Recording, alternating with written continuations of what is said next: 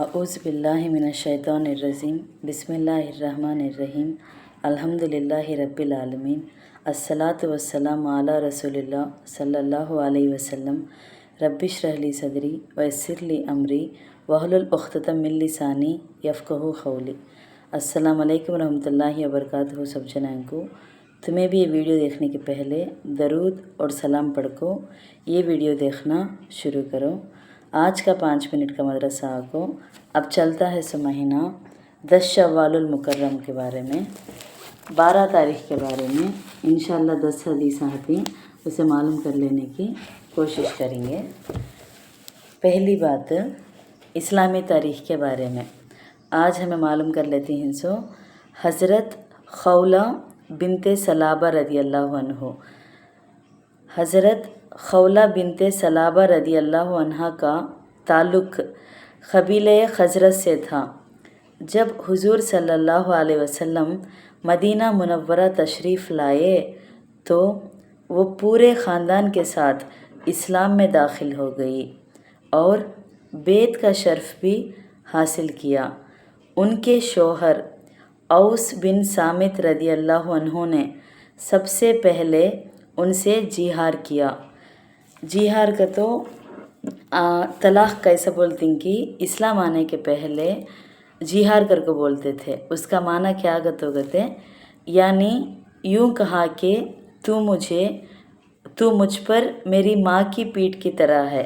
किसे तो भी तू मेरे माँ की पीठ के नाद कर को मासी का ना कंपेयर करे तो उसे जिहार बोलते थे तो तलाक़ के नाद।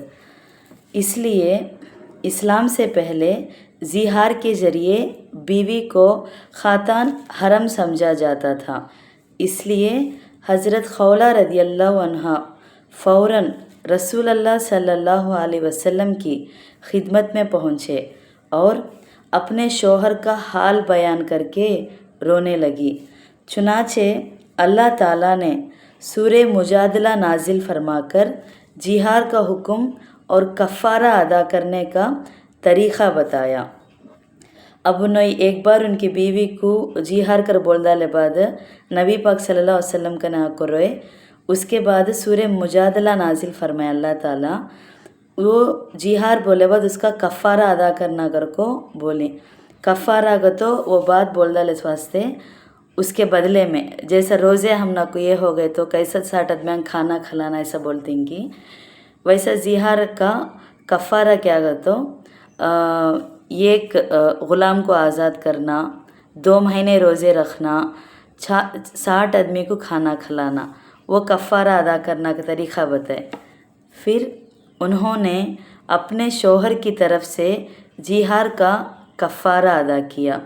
गर्ज़ अल्लाह ताला ने कुरानी आयत नाजिल करके मुसलमानों को जिहार का सही तरीक़ा बताया। हज़रत खौला रदियल्लाहु अन्हा बड़ी शेरी ज़बान गुफ्तगू में महारत और वाज़ और नसीहत में बड़ी ज़रूरत रखती थी। अमीरुल मोमिनीन हज़रत उमर रदियल्लाहु अन्हु जैसे अज़ीम शख्सियत को भी बिला किसी खौफ और झिझक के नसीहत कर दिया करती थी। वो इनकी नसीहत सुनकर फरमाते, ये वो खातून हैं जिनकी शिकायत 7वें आसमान पर सुनी गई। हज़रत उमर रदियल्लाहु अन्हु के दौरे खिलाफत में इनकी वफ़ात हुई। दोमी बात हुज़ूर सल्लल्लाहु अलैहि वसल्लम का मोजिज़े के बारे में तो एक चमत्कार के बारे में ज़ैद बिन अरक़म रदियल्लाहु अन्हु के बारे में पेशिन गोई का तो आगे की बात पहले ज बोल डालते थे जो होने वाले जाती थी वो बात को। हज़रत उनैसा रदियल्लाहु अन्हु फरमाती हैं कि एक मर्तबा मेरे वालिद हज़रत ज़ैद बिन अरक़म बीमार हुए तो रसूलुल्लाह सल्लल्लाहु अलैहि वसल्लम इयादत के लिए तशरीफ़ लाए। इयादत का तो देखने के वास्ते आए। आप सल्लल्लाहु अलैहि वसल्लम ने फरमाया, ये बीमारी तो इतनी ज़्यादा ख़तरनाक नहीं, इसलिए कोई हरज नहीं, लेकिन मेरी वफ़ात के बाद आपकी बीनाई चली जाएगी और आपकी उम्र भी ज़्यादा होगी اس وقت آپ کیا کریں گے؟ تو حضرت زید رضی اللہ عنہ نے فرمایا تب تو میں ثواب کی امید رکھوں گا اور صبر کروں گا۔ حضور صلی اللہ علیہ وسلم نے فرمایا تم بغیر حساب کے جنت میں داخل ہوگے۔ چنانچہ آپ صلی اللہ علیہ وسلم کے فرمان کے مطابق آپ کی وفات کے بعد حضرت زید رضی اللہ عنہ کی آنکھ کی روشنی ختم ہو گئی۔ پھر کچھ مدت بعد اللہ نے ان کی بینائی واپس کر دی اور پھر انہوں نے وفات پائی۔ دلائل النبوہ للبیہقی 2823 کے ریفرنس میں سے۔ 3ویں بات ایک فرض کے بارے میں، عدت شوہر کے گھر میں گزاریں۔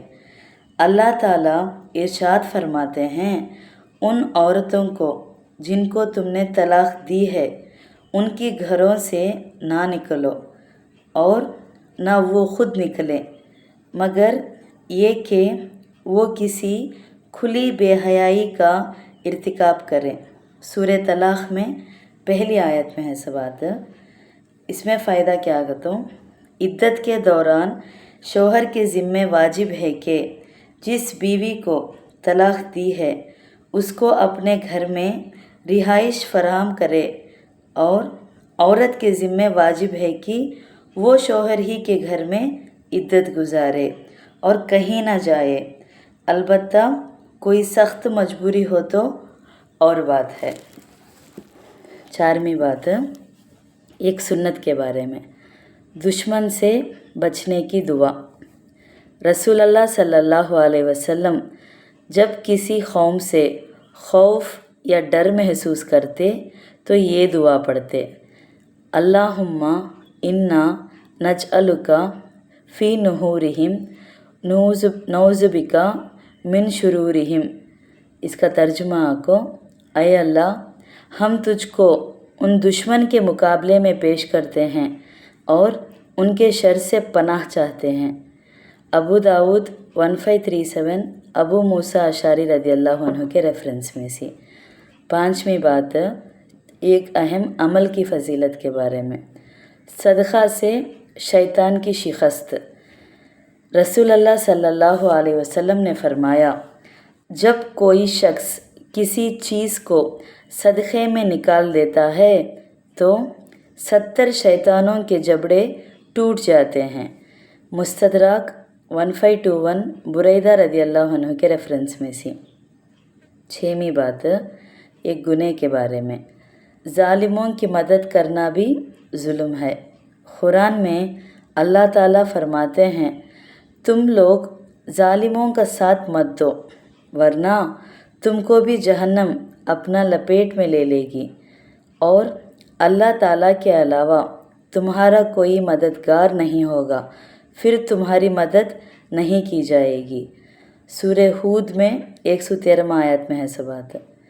7ویں بات دنیا کے بارے میں، اپنا مال کیا ہے؟ رسول اللہ صلی اللہ علیہ وسلم نے ارشاد فرمایا بندہ کہتا ہے کہ میرا مال، یعنی جو شخص دولت مند ہوتا ہے وہ اپنے مال پر بہت فخر کرتا ہے کہ میرے پاس بہت دولت ہے۔ حقیقت یہ ہے کہ اس کے مال میں جو کچھ اس کا ہے وہ صرف 3 چیزیں ہیں۔ ایک تو وہ جو خدا کی راہ میں دیا اور آخرت کے لیے ذخیرہ کیا، دوسرا وہ جو کھایا اور ختم کر دیا، تیسرا وہ جو پہنا اور پھاڑ ڈالا۔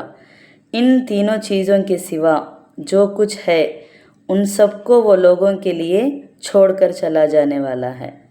ترمذی 2343 عبداللہ بن شقیر رضی اللہ عنہ کے ریفرنس میں سے۔ 8ویں بات آخرت کے بارے میں، کیا قیامت ہنسی مذاق ہے؟ قرآن میں اللہ تعالیٰ فرماتے ہیں جو گھڑی جلد آنے والی ہے وہ قریب آ پہنچی، اللہ کے سوا کوئی نہیں ہے جو اس کو ہٹا سکے، تو کیا تمہیں اس پر حیرت ہے اور اس کا مذاق اڑا کر ہنستے ہو اور روتے نہیں ہو، جبکہ تم تکبر کے ساتھ खेल कूद में पड़े हो। सूर्य नजम में 50% 60 पर 1 आयत के रेफरेंस में से। 9वीं बात, तिब्बे नबवी से इलाज। कलौंजी में हर बीमारी का इलाज है। रसूलुल्लाह सल्लल्लाहु अलैहि वसल्लम ने फरमाया, कलौंजी में मौत के अलावा हर बीमारी से शिफा मौजूद है। बुखारी हदीस 5687 आयशा रदी अल्लाह अन्हा के रेफरेंस में से। फ़ायदा क्या गतो, आलमा इब्न क़य्यिम आला रहमतुल्लाह फरमाते हैं, इसके इस्तेमाल से उपहारा, पेट फूलना ख़त्म हो जाता है। बलगमी बुखार के लिए नफ़ा बख्श है। अगर इसको पेश कर शहद के साथ मजून बना लिया जाए और गर्म पानी के साथ इस्तेमाल किया जाए तो गुर्दे और मसाने की पथरी को गला कर निकाल देती है। तिब्बे नबवी सी। 10वीं बात, नबी सल्लल्लाहु अलैहि वसल्लम की नसीहत के बारे में। मौत की तमन्ना ना करो। रसूलुल्लाह सल्लल्लाहु अलैहि वसल्लम ने फरमाया, तुम मौत की तमन्ना ना किया करो, क्योंकि आखिरत का मामला निहायत सख्त है और नेक बख्ती की अलामत यह है कि उम्र ज़्यादा हो और उसको तौबा की तौफीक मिल जाए। मुस्नद अहमद 14564 ज़बीर बिन अब्दुल्ला रदी अल्लाह अन्हु के रेफरेंस में से। अल्हम्दुलिल्लाह, आज का 5 मिनट का मदरसा 12 शव्वाल मुकर्रम के बारे में बात कर लिए। इंशाअल्लाह कल 13 शव्वाल मुकर्रम के बारे में बात करेंगे। अस्सलामु अलैकुम रहमतुल्लाहि व बरकातुहू।